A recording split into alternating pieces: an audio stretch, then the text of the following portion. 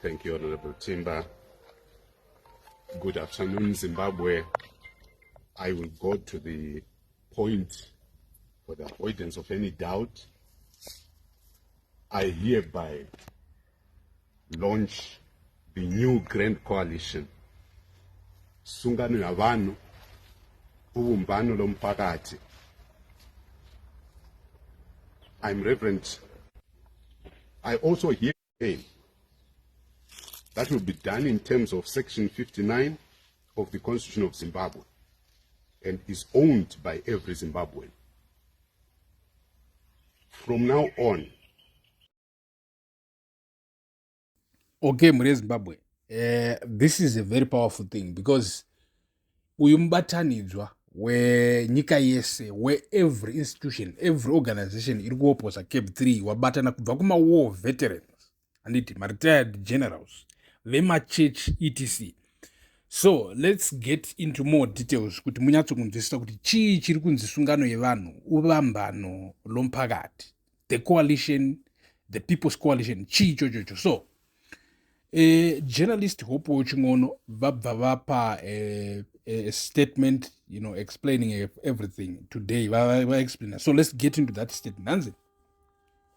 A broad coalition of constitutional movements, churches, labor unions, civic organizations, war veterans, and political groups on Friday launched the Sungano Yevanhu, Uvambano Lomphakati, the People's Coalition, and unveiled a nationwide Let the People Decide campaign opposing Constitutional Amendment Bill number 3.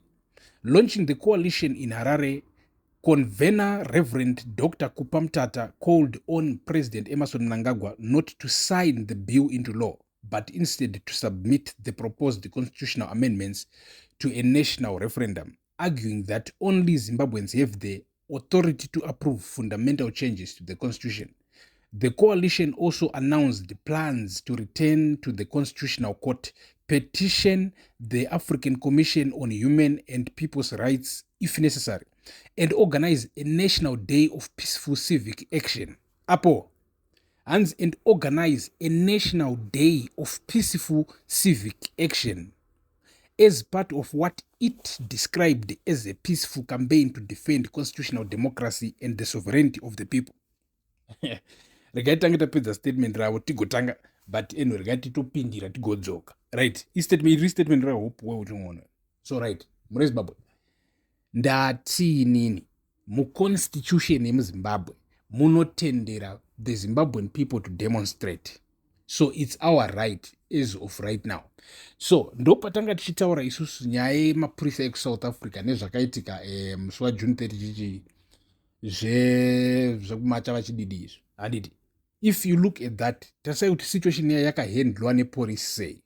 Police haina kurambidza vanhu kuita zvavari kuita because it's their right, but also they were there to just make sure vanhu hava cross line votanga kuluta vachiita zvisina basa handiti. So muzimbabwe the same thing is about to happen right now, but ndikuda kuti tisatambosvika ikokoko. This is the organization yataikudzai muri kurangarira yainzi a million march muna 2017 moiziva. All right.